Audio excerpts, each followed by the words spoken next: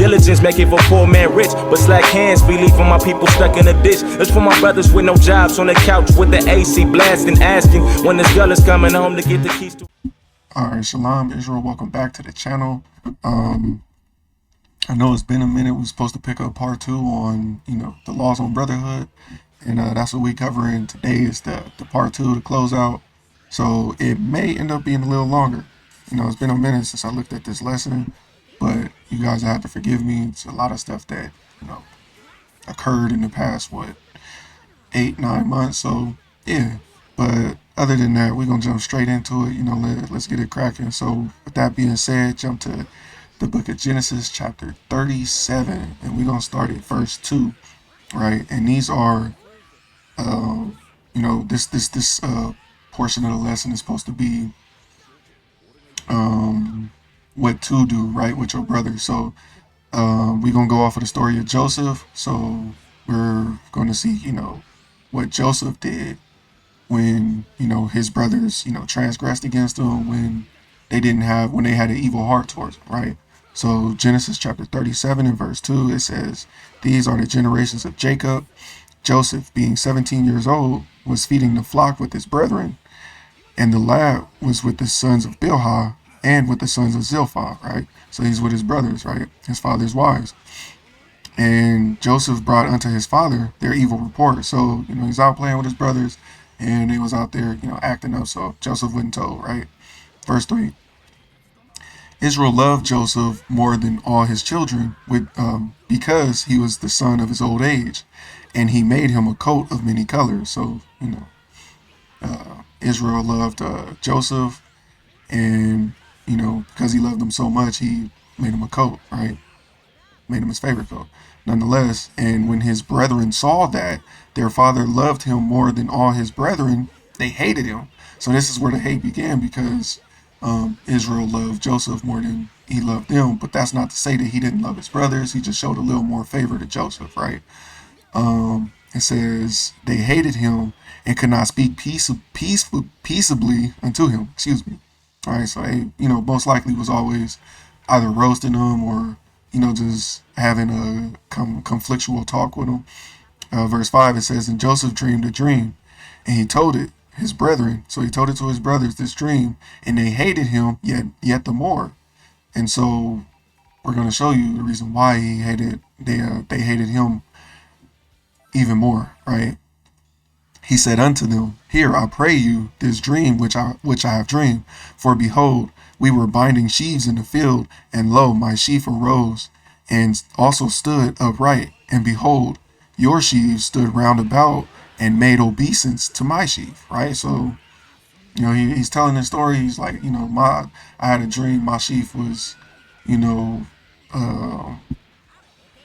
like we were in the field, and, my sheaf was standing upright, and y'all sheaf was standing around about, right? And it made obeisance unto him, basically saying, I had a dream that y'all was gonna be in subjection unto me.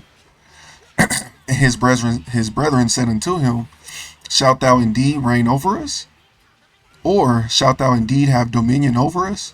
And they hated him yet the more for his dreams and for his words." So, because of that dream, they started to hate him even more. So, the little things, right?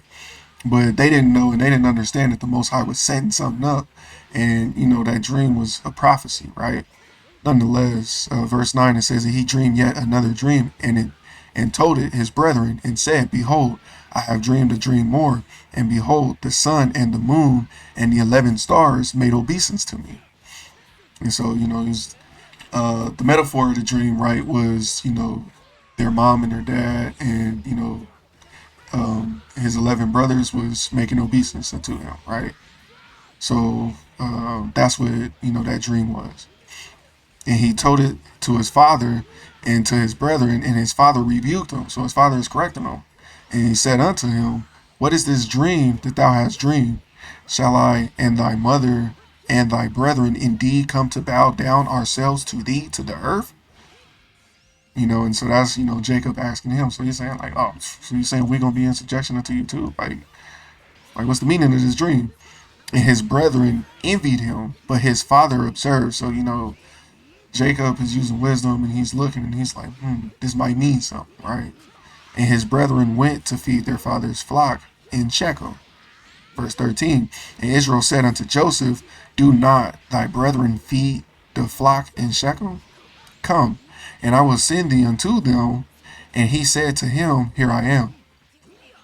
And he said to him, go, I pray thee, see whether it be well with thy brethren. See if your brothers is doing good and well with the flocks. See how the flocks is doing, how your brother and the flocks is doing, right? And bring me word again. So he sent him out of the vale of Hebron, and he came to Shechem. And a certain man found him, and behold, he was wandering in the field, and the man asked him, saying, what seekest thou? And he said, I seek my brethren. Tell me, I pray thee, where they feed their flocks. So I'm gonna jump down. We're gonna try to get straight to the point, because for time's sake, right? All right, so we're gonna jump down to verse 18. Genesis chapter 37, verse 18. And when they saw him afar off, even before he came near unto them, they conspired against him to slay him. Right? So this is how much that they hated his, they brother in their heart, that they wanted to kill him. And this is something that we shouldn't have in our nation, right? In the nation of Israel amongst brothers. We shouldn't have this type of hatred towards one another. The scriptures tell us to work it out, and I believe I have scriptures written down, that's going to go into that. So we ain't going to jump the gun, right? Verse 19, they said one to another, behold, this dreamer cometh. So they like, oh, the dreamer coming. Like, look at him, right? Come now, therefore, and let us slay him. So they conspire to kill their little brother, right? This is how much they hated. And this is a spirit that we shouldn't have towards one another. And cast him into some pit, and we will say, some evil beast has devoured him, and we shall see what will become of his dreams, right? So when you look at it, they were putting the Most High to the test, right? Like when you read that, they says that we shall see what will become of his dreams. So that's putting the Most High to the test, right? Remember, those dreams that he had were prophecy. So they like, all right, we're gonna see what these dreams is about, right? What he was talking about. Let's see if they was real or not, right? And Reuben heard it, because they were mocking him. They were mocking Joseph, and then ultimately they were mocking the Most High. And Reuben heard it, and he delivered him out of their hands. So the Most High put the spirit on Reuben to be like, nah, we're not gonna kill him, right? Because that's what he was gonna say. It says, and said, let us not kill him, right? So Reuben is trying to deliver him. The Most High put that spirit on Reuben to spare Joseph, so he could set him up later on, in Egypt. And we're gonna get that. And Reuben said unto them, shed no blood, but cast him into this pit that is in the wilderness, and lay no hand upon him, that he might rid him out of their hands, to deliver him to his father again. In hopes that he would come back to his father. But verse 23, and it came to pass, when Joseph was coming to his brethren, that they stripped Joseph of his coat of many colors that was on him, and they took him and cast him into the pit, and the pit was empty. There was no water in it, right? So they threw him in a ditch, like a big old hole in the ground, right? We've seen those before, a pit. I'll have a picture on the screen, for those that don't know what a pit is. And they sat down to eat bread, and they lifted up their eyes and looked, and behold, a company of Ishmaelites, right? So some Arabs came from Gilead, with their camels bearing spicery and balm and myrrh, going to carry it down to Egypt. And Judah said unto his brethren, What profit is it if we slay our brother and conceal his blood? Right? So what good is it gonna do us if we kill him and try to hide it? Come and let us sell him to the Ishmaelites, and let not our hand be upon him, for he is our brother and our flesh. And his brethren were content, right? So, and that's the Most High putting the spirit on Judah too, to be like, hey, we can't kill him. Let's just sell him off, right? It's not going to do us no good if we kill our own brother, right? And that's what he was, the message that was, being conveyed. So that's why they ended up, selling him off to the Ishmaelites, right? 1 second, I'm going to try to skip down a little bit. All right. Matter of fact, we don't need to skip down. Verse 28. Then there passed by Midianites merchantmen, and they drew and lifted up Joseph out of the pit and sold Joseph to the Ishmaelites for 20 pieces of silver. And they brought Joseph into Egypt. And Reuben returned unto the pit, and behold, Joseph was not in the pit, and he rent his clothes. And he returned unto his brethren and said, the child is not, and I, whither shall I go? And they took, and they took Joseph's coat and killed a kid of the goats and dipped the coat in the blood. And they sent the coat of many colors, and they brought into their fathers, and they brought it to their fathers and said, this have we found? Know now whether it be thy son's coat or no. So they're covering up Joseph's death, right? I mean, not death. Excuse me. They covering up the fact that they sold him, but they're playing it off as though he died. And so they took his coat and they killed a kid goat, right? This is recap. They killed the kid goat. They dipped it in the kid goat's blood, and they're bringing it to Israel, Jacob, right? And they're saying, this is your son's coat, ain't it?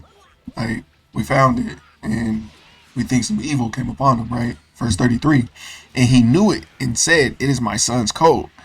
An evil beast has devoured him. Joseph is without doubt rent in pieces.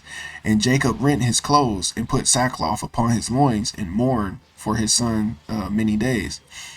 And his sons and all his daughters rose up to comfort him, but he refused to be comforted. And he said, for I will go down into the grave unto my son mourning. Thus his father wept for him. And the Midianites sold him into Egypt unto Potiphar, an officer of Pharaoh's, and captain of the guard. Right. So the Midianites ended up selling Joseph unto the Egyptians, and Jacob mourned his death, but ultimately, because Jacob didn't know he was sold. So ultimately, things is being moved along, right? So from there, we're going to jump over to 42, verse 6. So we're getting what happened to Joseph and, basically covering those prophecies, but also going to show you how the Most High set up Joseph to be in those positions of power to, save his brother. But right now, verse 42, and it says, and Joseph was the governor over the land, and it was that sold to all the people of the land, right? So Joseph is in this position of power to where he's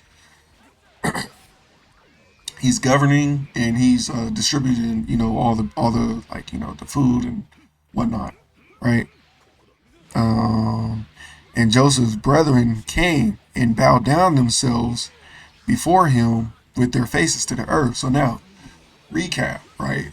Back in the last chapter, we saw that Judah was like, we gonna sell him off, we gonna ship him off, and we gonna see what becomes of his dreams, right? Mocking the Most High. And now we see, right? Where Joseph was that first dream, right? Where Joseph is like, my sheaf, like y'all sheaves made obeisance to my sheaf. And now we see that his brothers is in that position to where they have to be obedient unto him, right? But we're going to see, and the whole point of me bringing out this story is to see how Joseph dealt with his brothers, right? According to the law, and according to love, and, why we should forgive our brothers, even though, they done something evil unto us, right? Yeah.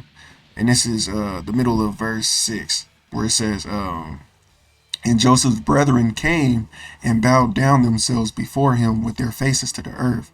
And Joseph saw his brethren and knew them. So immediately Joseph was like, damn, they're my brothers, but made himself strange unto them. So he's like, I'm going to play it off like I don't know them, because he did feel some type of way, and there's nothing wrong with feeling some type of way, about being mistreated, by a loved one, or, even amongst brothers. There's nothing wrong with that. Your feelings are valid, but you can't, act accordingly to those feelings. If you get what I'm saying, like, you can't act on evil if you have, evil feelings towards somebody. Verse 7, right? And so he made himself strange unto them, and spake roughly unto them. And he said unto them, Whence come ye? And they said, From the land of Canaan to buy food. So they came, from the land of Canaan to buy food. And Joseph knew his brethren, but they knew him not. But they knew not him. So and that's why Joseph was able to play it off like that. Is because remember, they sold him off. So they sold him off when he was 17. And right now I don't know if it mentions his age, but you gotta take into account all them years. It's probably about like 30 something, maybe 40, somewhere around there. But nonetheless, he's a grown man now. Probably got full beard, all of that. So he looks completely different from what he did when he was 17. So they didn't know. And Joseph remembered the dreams which he dreamed of them, and said unto them, Ye are spies. So Joseph, right? Joseph never forgot. He remembered them dreams, them prophecies, because that's ultimately what it was prophecy. But he remembered them. And so he's like, I gotta make this happen. And so that's why he, accused them of being spies. To see the nakedness of the land ye are come, right? So he's like, man, y'all spies, y'all coming to scope out the land, right? Verse 10. And they said unto him, Nay, my lord, but to buy food are thy servants come. And they just like, oh no, we just only came to buy food. And we are all one man's sons. We are true men, thy servants, no spies. And he said unto them, Nay, but to see the nakedness of the land ye are come. And they said, Thy servants are 12 brethren, the sons of one man in the land of Canaan. And behold, the youngest is this day with our father, and one is not. And Joseph said unto them, That is it that I spake unto you, saying, Ye are spies. Hereby ye shall be proved. Right? So he's still accusing them of being spies. So he's like, I gotta prove y'all. I can't just give y'all this food, right? I can't give you these provisions. I gotta prove who y'all are, because y'all might be spies. By the life of Pharaoh, ye shall not go forth hence, except your youngest brother come hither. So he's like, yeah, y'all can't go nowhere unless y'all bring your little brother, right? Send one of you and let him fetch your brother, and ye shall be kept in prison, that your words may be proved, whether there be any truth in you, or else by the life of Pharaoh, surely ye are spies, right? Because they be put in jail and all that. So in other words, so Joseph, right? He's like, what we gonna do is y'all gonna stay here, and y'all gonna send one of y'all brothers to go fetch your little brother, and y'all gonna bring him back. All right, that's what's going on. So, and he put them all together into ward, right? Ward is a prison, 3 days. And Joseph said unto them, the third day, this do and live, for I fear God. If ye be true men, let one of your brethren be bound in the house of your prisons, in the house of your prison. Go ye, carry corn for the famine of your houses, but bring your youngest brother unto me, so shall your words be verified, and ye shall not die. And they did so, right? So once again, they're making obeisance unto Joseph. Now, okay, all right, never mind. So verse 21, it says, and they said one to another, We are fairly guilty concerning our brother, in that we saw the anguish of his soul when he besought us, and we would not hear. Therefore is this distress come upon us, right? Speaking about, because they're remembering what they did to Joseph. Now, right in this moment, they don't know that the man that they were speaking to is Joseph. So they're just reconciling, like having guilty conscience, on what they did to their little brother, because they sold him off and they didn't know if he died or whatnot, and they bared evil, they bear wickedness against them. And Reuben answered them, saying, Speak I not unto you, saying, Do not sin against the child, and ye would not hear. So he's like, didn't I say y'all not to do it, and y'all did it anyways? All right. And he says, Therefore, behold, all his blood is required. Right. So, and that's deep, because when you think about it, that's going to show that the Most High will require, the blood of your brother. Say you do something evil to him, right? He will require that blood at you, so you can reap the judgment of it, and then, right in this moment, I mean, technically they were still reaping the judgment of it, but they're thinking right now, like, damn, all this evil is coming upon us because now, we killed Joseph, or, we sold off Joseph. He probably got killed. The Most High is probably angry. He's mad about it. So he's like, damn, now we reaping what we sowed. Verse 23, and they knew not that Joseph understood them. So they didn't even know that Joseph could understand that. For he spake unto them by an interpreter, because Joseph was being smart about it. He's playing like he's Egyptian. So he's like, hey, I got my interpreter. He's talking to the interpreter and I don't even know that language, to be honest, but we're going to say he was speaking to him in Egyptian, right? And so, the interpreter could speak Hebrew. He's talking to them. So, that's how they was conversing. And so they didn't know, that he understood them. So Joseph is listening. And so, and, with that being said, and that goes to show like the good side and the bad side of, how you would deal with your brother. Like, say you the brother who's on the receiving end of it, and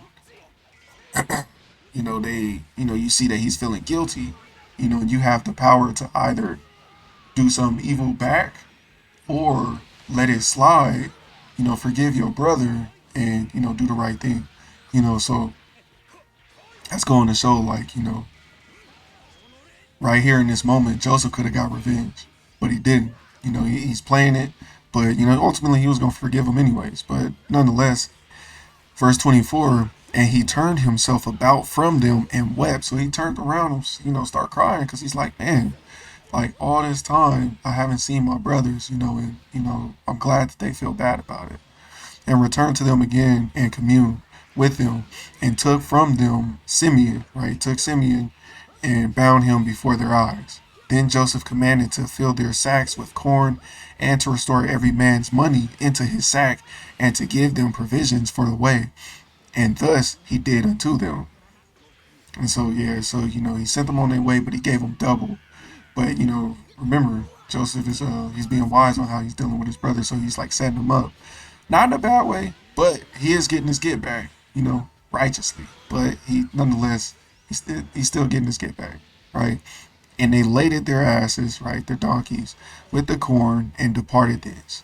And as one of them opened his sack to give his ass provender, in the end, he espied his money, for behold, it was in his sack's mouth. So he's like, he looking there and he's like, oh, shit. It's like, damn, this ain't right. I got more money now than what I had because, they just came to buy it. They didn't come back. So he's like already like, damn, this looked like we just stole. And he said unto his brethren, my money is restored, and lo, it is even in my sack. And their heart failed them, and they were afraid, saying one to another, what is this that God hath done unto us? They like, dang, like, what is God doing to us? Like, they already knew what this looked like. And they came unto Jacob their father unto the land of Canaan, and told him all that befell unto them, saying, the man who is the Lord of the land spake roughly to us, and took us for spies of the country. And we said unto him, we are true men, we are no spies. Excuse me. Let me fast forward. So you can read down on your own. Basically, they're talking to Jacob, and they're telling him like, look, we went to Egypt to get provisions. The man thought we were spies. We got to bring back our little brother, right? And Jacob wasn't happy with it.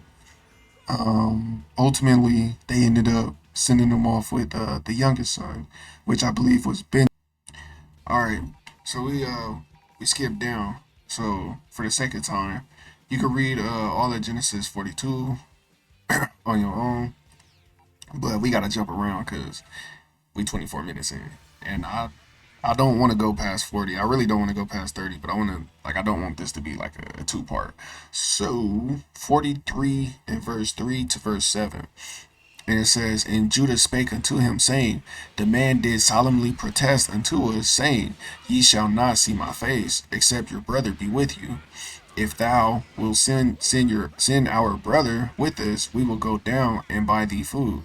But if thou wilt not send him, we will not go down. For the man said unto us, ye shall not see my face, except your brother be with you. And Israel said, wherefore dealt ye so ill with me, as to tell the man whether ye had yet a brother?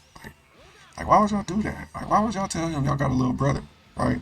And this is continuing off of the story from the rest of chapter 42, which is why I'll tell you guys to Go back and read that. Nonetheless, so they're telling him, like, look, the man is not going to see us unless we got Benjamin with us, Pops. And if you don't give us Benjamin, we might not come back either. Verse 7. And they said, the man asked us straightly of our state and of our kindred, saying, is your father yet alive? Have ye another brother? And we told him, according to the tenor of these words, could we certainly know that he would say, bring your brother down? So they like, only thing we did was just be sincere. We didn't know he was going to say, bring your brother down here too. Verse 15. It says, and the men took that present, and they took double money in their hand, and Benjamin, and rose up and went down to Egypt and stood before Joseph. So fast forward, so they took the money that they had, they took double of what they had, and they took Benjamin, and they like, all right, bound, we down here in Egypt. So now they standing before Joseph, right? And when Joseph saw Benjamin with them, he said to the ruler of his house, bring these men home and slay and make ready, for these men shall dine with me at noon. So prepare dinner. They're gonna eat with me tonight. To verse 23. And the man did as Joseph bade, and the man brought the men into Joseph's house, and the men were afraid because they were brought into Joseph's house. So the men that they're speaking about is Joseph's brothers. All right, so fast forward, because we had to fast forward. So so just so the context isn't there, the men that they're speaking about is Joseph's brothers, right? And they said, because of the money that was returned in our sacks at the first time are we brought in, that he may seek occasion against us and fall upon us and take us for bondmen and our asses. Speaking about the transportation, right? The donkeys. Verse 19, and they came near to the steward of Joseph's house, and they communed with him at the door of the house, and said, O sir, we came indeed down at the first time to buy food. And it came to pass, when we came to the end, that we opened our sacks, and behold, every man's money was in the mouth of his sack, our money in full weight, and we have brought it again in our hand, and other money have we brought down in our hands to buy food. We cannot tell who put our money in our sacks. And he said, peace be to you, fear not your God, and the God of your father have given you treasure in your sacks. I had your money, and he brought Simeon unto me. Right, so quick cap. So he's like, look, don't trip. God was looking out for y'all, and I'm the one that put the money in y'all bags. And he brought me your little brother. Right, verse 26 to 34, it says, and when Joseph came home, they brought him the present which was in their hand into the house, and bowed themselves to the earth. Right, completion of the first prophecy, or the first dream that Joseph had. Right, and also proving what Judah said. Right, we gonna see what these dreams meant. Right, something to that nature. Nonetheless, right, the first dream came to pass. And when Joseph came home, they brought him the present which was in their hand into the house, and bowed themselves to him to the earth. And he asked them of their welfare, and said, is your father well? The old man of whom ye spake, is he yet alive? So Joseph was like, man, is the old man good? Because they still don't know. He hasn't revealed himself yet, But go back and read this on your own time. But yeah, he hasn't revealed himself yet. Verse 28, and they answered, thy servant our father is in good health. He is yet alive. And they bowed down their heads and made obeisance. Right? Completion of the prophecy. And he lifted up his eyes and saw his brother Benjamin, his mother's son. Right? So, that was his little brother from the same mom. And said, is this your younger brother, of whom he spake unto me? And he said, God be gracious unto thee, my son. And Joseph made haste, for his bowels did yearn upon his brother, and he sought where to weep, and he entered into his chamber and wept there. So, remember, he's playing like he's a stranger, but he's trying to stay in character. But he couldn't hold it because he sees his little brother, he got emotional, and he was a long time without his brothers. Remember, he was sold off, so he had every right to be mad. Let's be real. He got sold off, shipped off. They probably beat him up too. You never know. Like, they don't really go into detail of what they did to him. They just, said that he was dipped into a pit and shipped off. Nonetheless, Joseph could have had an evil heart towards brothers, but instead he had compassion towards them. And that's like the main focus of this whole lesson is to have compassion towards your brothers, regardless if they do evil to you or not. And that's not to say like, okay, if somebody swing on you, don't swing back. By every means, you got the right to hit back. You can defend yourself. But at the end of the day, you got to forgive your brother. And that's the point of this lesson. There's a lot of divisions amongst, brothers in Israel and even in the world too.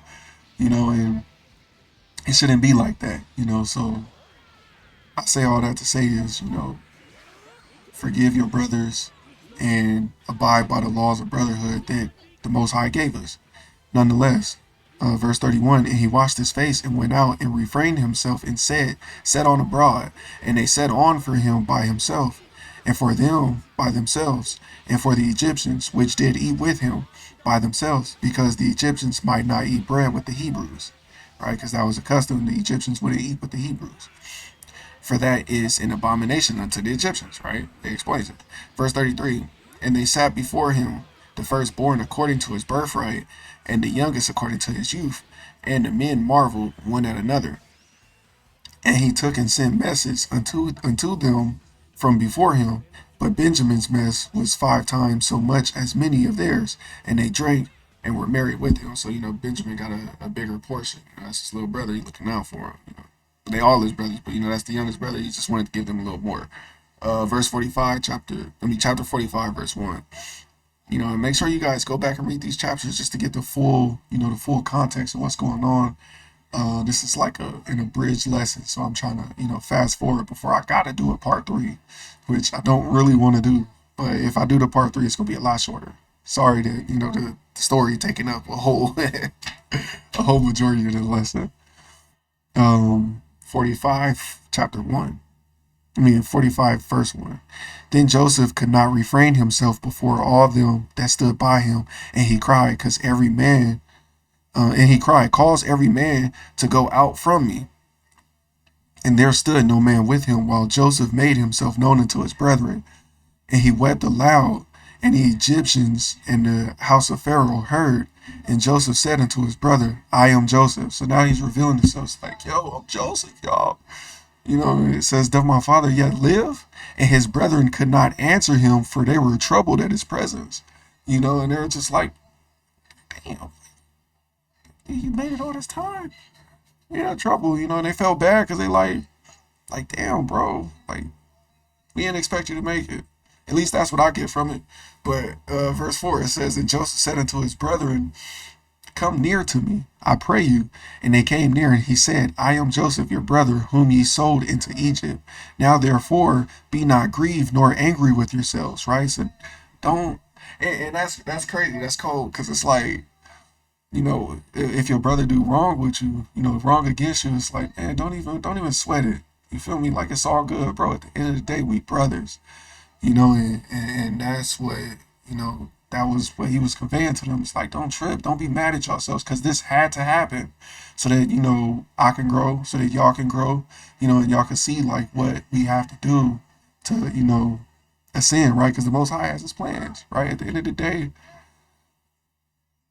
the Most High had this set in motion. So you can't really be mad if somebody, your brother do evil towards you, because that's a test to show you that the Most High is testing your spirit to see what you gonna do. Because at the end of the day, we're supposed to be rulers.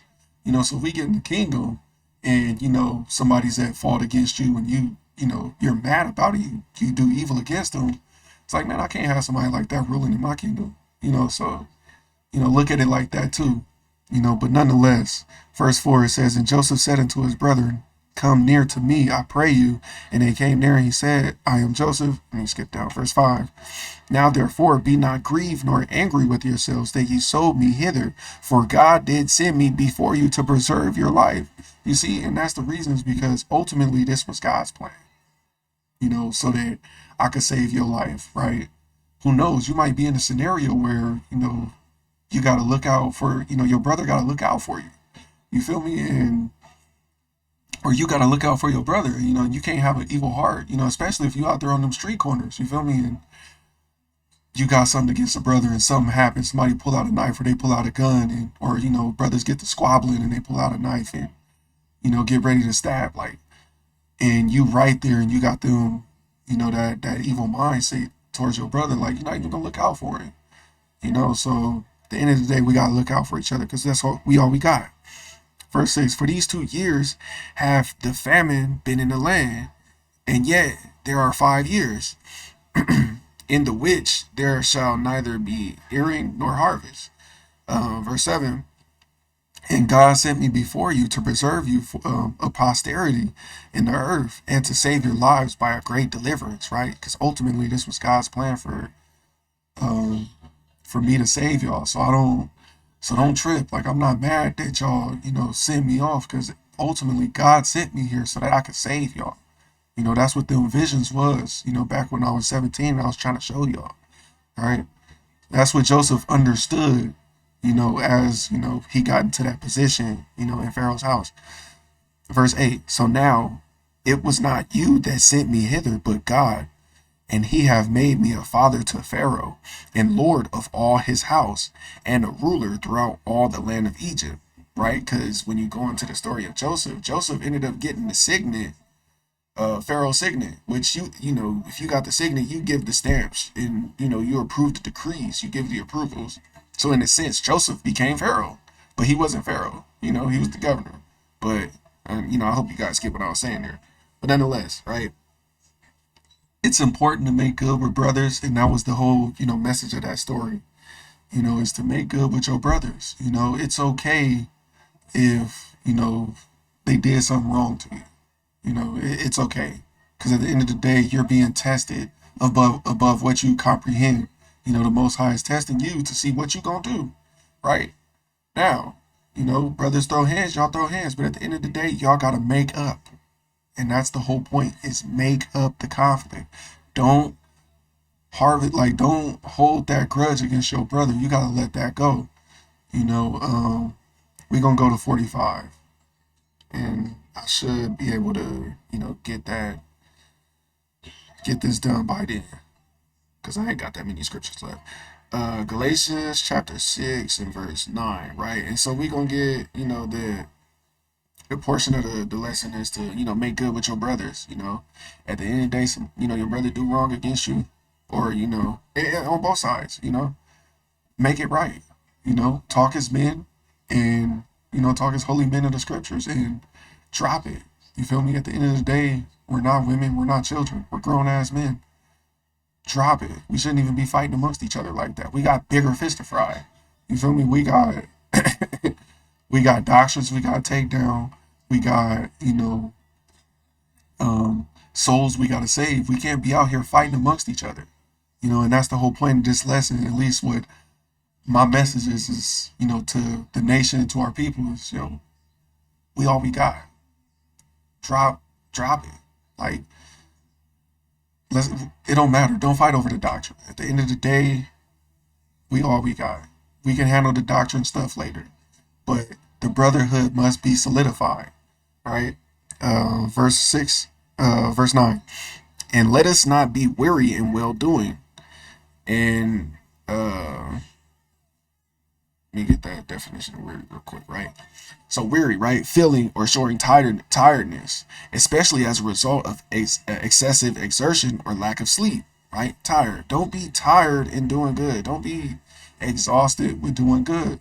You feel me? For in due season, we shall reap if we faint not. So in due season, we going to reap a reward if you do what's required of you and do the right thing. So don't be tired and you know, turning the cold shoulder. You know, don't get tired of doing that, because at the end of the day, God got you. He gonna look out for you, right? Ephesians chapter 4 verse 32. You know, and it's easier said than done. You know, just like I said in the last lesson, it's not easy to just be like, nah. Like it's not easy to be good. You feel me? Because not saying like it's not saying it's not easy to be good, but it's not easy to just let stuff slide. I can admit to that personally, first handed. You feel me? There's been times where I've been ready to throw hands, where I have thrown hands. Well, nah, not on brothers. I ain't laid hands on the Israelite brothers, but there has been times where somebody did something I didn't like, and I snapped on them, or I was ready to ride on them. But all in all, I let it go. I dropped it. There's things that people say to me all the time on a daily basis, and I try to be as humble as possible to just let it slide. Because at the end of the day, it's not my place to reap a judgment on you, to put my hands on you. Like, that's what I mean when I say, like, to reap that judgment. Like, it's not my place to put my hands on you unless you put your hands on me. Shit. What's the saying? Sticks and stones may break your bones, but words will never hurt me. Something to that degree. Yeah, you feel me? Like, at the end of the day, they just words. Sometimes they cut deep. You feel me? You might say something that really, piss somebody off, but at the end of the day, they just words. Let it go. Verse 32, it says, and be ye kind one to another. I'm going to get verse 31. Let all bitterness and wrath and anger and clamor and evil speaking be put away from you, with all malice. Right? Put all that evil stuff, that childish stuff, put it all away, right? Don't talk to your brothers like that. I would go as far as to say, don't even be roasting like that, because some people get offended. There's times where I'm roasted, and it's like, all right, I'm tired. Like, I don't want to hear this. You feel me? There might be a brother who don't like being roasted to a higher degree, and you might say something to tick them off, or it might just send them over the edge, because there's a lot of stuff that people go through on a daily basis, and that could just be that spark. You feel me? They just set him off, and next thing you know, y'all squabbling, and now the brotherhood is destroyed. You feel me? Or yeah, like we'll leave that example there. And so verse 32, it says, and be ye kind one to another, tenderhearted, forgiving one another, even as God for Christ's sake have forgiven you. You feel me? Because in other words, forgive your brother like Christ forgave us. Because at the end of the day, all the stuff that we've done in our lifetimes, and we know what we did personally, Christ forgave us still. And he could have, reaped judgment upon us, put death upon us, or the whole nine. But instead, he died for us. You feel me? Had that same spirit, had that same mindset. Die for your brother, ride for your brother. You feel me? Don't fight amongst them. It doesn't matter. It really doesn't matter what they did to you. It really doesn't. Because at the end of the day, the Most High is testing you. Whether you deem them wicked or not, you still have to love your brother. You feel me? You can hate their actions all you want, but you still have to love your brother. And that's the whole point, is to love your brother. We're going to jump up to verse 1. I, therefore, the prisoner of the Lord, beseech you that ye walk worthy of the vocation wherewith ye are called, with all lowliness and meekness, with long suffering. Emphasis on long suffering, right? Because you have to be patient.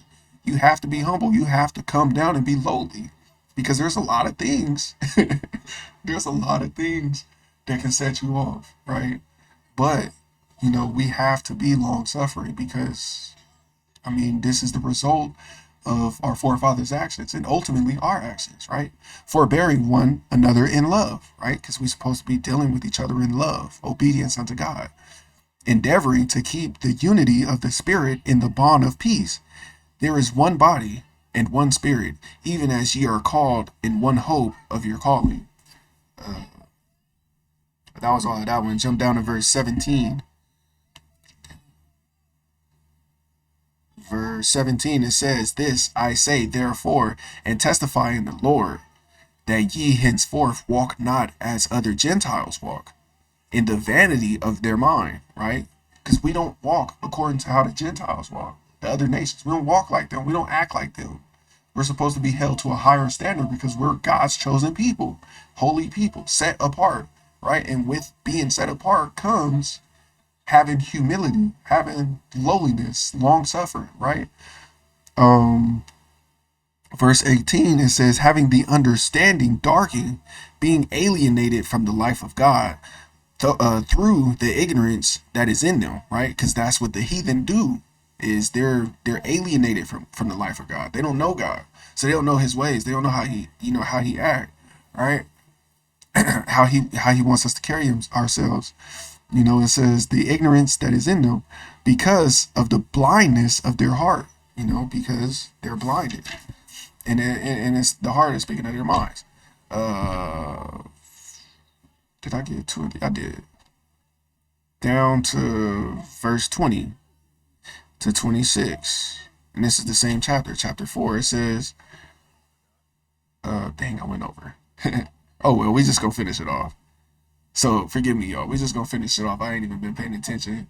But there is like a lot of pauses in this video, so I am gonna chop it down, but we are still over. So it is what it is. Verse 20, it says, but ye have not so learned Christ. If so, be that ye have learned him, ye have heard him, and have been taught by him, as the truth is in Jesus, right? So, or Yahushai, right? Jesus is the English rendition of the name Yahushai. So in other words, we're supposed to act like we've been taught by Christ, right? Because technically we have, because the laws, the statutes, the commandments, these scriptures. Verse 22, it says that ye put off concerning the former conversation, right? That old man, we put him away. The old conversation of the old man. So all that old stuff, how you used to act, you put that away. That's not you no more. Remember, we new creatures in Christ. With that being said, comes how we act too, how we carry ourselves. We carry ourselves according to the scriptures, right? Creatures in Christ. It says, so that ye put off concerning the former conversation the old man, which is corrupt according to the deceitful lust, and be renewed in the spirit of your mind. So we be renewed in the spirit of our mind. So that's where we do our corrections, in the renewal is in here. Verse 24, it says that ye put on the new man, right? That's what I was speaking about, the new man, which after God is created in righteousness and true holiness, right? Because that's where we get righteousness and being holy is by keeping the commandments, after God. The commandments, the scriptures, excuse me, all of that. Wherefore, putting away lying, speak every man truth with his neighbor, right? So we speak the truth to our brothers, we put away lying. We don't deal wickedly with our brothers. We tell the truth amongst each other, and all men for that matter. We speak the truth to everybody. For we are members one of another. Be ye angry and sin not. And that's the whole point. And that's another whole point of, this lesson is it's okay to be mad, but don't sin, right? Don't sin against your brother. Don't commit evil against your brother, right? Be angry and sin not. Let not the sun go down upon your wrath, right? And don't let your wrath, dictate your actions. In other words, verse 15, Ephesians chapter 5, verse 15, it says, see then that ye walk circumspectly. And I'll get you the definition of circumspect. Circumspect, weary and unwilling to take risks, right? So see then that you walk circumspectly, walk like you're not willing to take a risk, right? And when I say walk according to the scriptures, carry your life out like you're not willing to take that risk and lose the kingdom because of some foolishness that happened. And most of the time it's because of something small, right? It says not as fools, but as wise, redeeming the time because the days are evil. And that's another point that I'm bringing out is because these times is evil as hell. You feel me? And at the end of the day, we all we got. You feel me? We gotta save time. We can't be wasting time fighting amongst each other. You feel me? A house divided cannot stand. And that's another point and that's another whole point of what I'm bringing out is the times is evil, brothers, and we got to come together, rather the doctrine is off or not. We can sort that out later, but we got to, for sure, rehearse the righteous acts. I'm not saying that, it's okay to deal in folly. That's not what I'm saying. But ultimately, we got to set doctrines aside right now, come together and, unify. And then after we get that unity going, yeah, we can discuss doctrine. But we got to get all of that down. Lowliness, long suffering, meekness, holiness, all of that, Um, the main important point, or part of our walk right now, at least in from my understanding, is rehearsing the righteous acts. You feel me? The Most High is gonna set everything in motion, and according to His plan. So we can let's not expedite that. Like right now, it's better to be humble and have my brother. You feel me? Though we may, disagree on some things or a lot of things. We may disagree on a lot of things, but when push comes to shove and when shit hit the fan, you feel me? I gotta be able to be like, damn, the military right there, around the corner, and I ain't got nowhere to go. You feel me? Like, where's the Israelite safe house, or where's the safe house? You feel me? Who can I trust in them times? Because those times are coming. You feel me? Who can I trust in them times of war? And that's the importance of this lesson. Chapter 6, Ephesians chapter 6, verse 11 and verse 12. It says, put on the whole armor of God, that you may be able to stand against the wiles of the devil. Right? So the armor of God, right? The keeping the commandments, right? Having love, meek, tenderness, loving kindness, all of that. The fruits, the holy fruits, the good fruits of the spirit, that's that armor of God. Put that on so that we can stand against the wiles of the devil, right? The wiles of Satan, or America too, like, so that we can stand against all of this evil that's out there. Put on the whole armor of God, that ye may be able to stand against the wiles of the devil. For we wrestle not against flesh and blood, because my battle is not with you. At the end of the day, my brothers, my sisters, my battle's not with y'all, but against principalities, against powers, against the rulers of the darkness of this world, against spiritual wickedness in high places. That's where the battle is. It's not here in the physical, it's in the spiritual. As we carry out our lessons, you'll understand, or as you even get your understanding from somebody else, you'll start to understand that the spiritual battle is here in the mind. It's not here in the physical. So what you do to me in the physical, it doesn't matter. Drop it. It's okay. Fuck it. Move on. You feel me? Life goes on, right? The real battle is in the spirit. You feel me? Where I'm walking down the street and I don't feel comfortable even walking in my own neighborhood, or walking in the neighborhood down the block, because it belongs to somebody else. It belongs to some Bloods, or it belongs to some Black Rags, or whatever. You feel me? Like, it shouldn't be like that. You feel me? Where in the spirit, you feel me? We got brothers, homeless and out of their minds. You feel me? And got evil spirits on them. Like, that's where the real battle is. You feel me? Wickedness in high places. You feel me? Like how our government pushing out, evil agendas. You feel me? Our food, we can't even eat our food and obtain proper nutrients from it because they tampered and manipulated it. You feel me? Like, that's where the real battle is. So I say all that to say is, you feel me?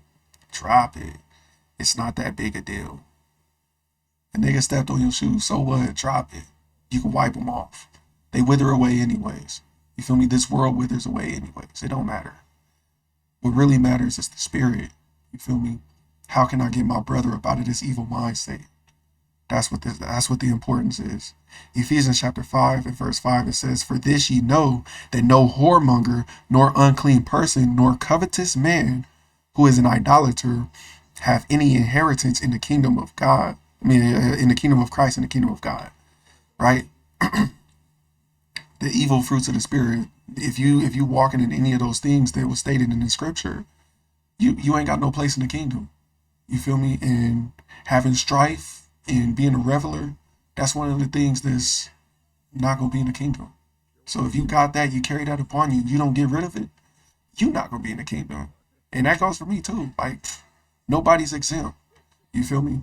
Let no man deceive you with vain words, for because of these things cometh the wrath of God upon the children of disobedience. Be not ye therefore partakers with them. So don't be partakers with the children of disobedience. Be obedient unto God. You feel me? And keep the commandments. Keep the laws of brotherhood unto your brother. 1 John chapter 3. And this is the last scripture. 1 John chapter 3 and verse 15. And it says, It says, whosoever hated his brother is a murderer, right? And, you know, this is a comparison, but no, this is a fact. You feel me? And this is out the scriptures. So, you know, it's coming from the Most High. It's saying that if you hate your brother, you're a murderer. You feel me? You got hate for your brother in your heart, you're a murderer at the end of the day, because you'll kill that man. And it says, and ye know that no murderer have eternal life abiding in him. You know, so that's the final scripture. You know, work on it. It's easier said than done. At the end of the day, we still got progress. We still got, you know, opportunities to grow and make the change. You know, every day that you wake up and you take a breath, you know, thank the Most High that he gave you that opportunity to correct yourself. You know, and shit, man, drop it. Whatever you got going on, whether if it's, you know, beef between camps, beef between brothers, shoot, you know, beef between gangs, drop it. Like, this message isn't only to the Israelites, you know, it's to everybody out there in the world. Drop it. You feel me? We got to come together. We got to unify. We got to keep these laws so that we can get in the kingdom. Shoot. And then we wouldn't even have to worry about that. You ain't got to worry about looking over your shoulder. When you unify with brothers, you don't have to worry about walking down the block and indirectly disrespecting somebody because you got on the color. You feel me? Like, at the end of the day, drop it. That's all I got to say. It's been a minute. You know, I do still plan on uploading to this channel. I got 2 Instagram pages. You know, I'll put them down in the chat. One is my poetry page. It's like, you know, my personal. So I'm still debating on if I want to put that out there, because, you know, that's just, you know, a personal thing. It was only supposed to be for me. But if it is in the description, you know, follow it. You know, like, subscribe, follow, all of that, you know, if you like the video. Other than that, thank you guys, you know, for stopping by. I'm glad that y'all made it to the end. This is a lengthy video. I do apologize. I may chop it in 2. So if I do chop it in half, you know, like a half and half, then just refer to part 3. But if not, with that being said, thank you guys for stopping by. I appreciate y'all time. Truthfully, don't trip. The lessons are still coming. And yeah, man. Thank you. Shalom. What if these Hebrews wake up and realize that I've been lying, that they not from Africa but from Zion? That's why I'm crying, cause I know what's in store for me, for destroying history.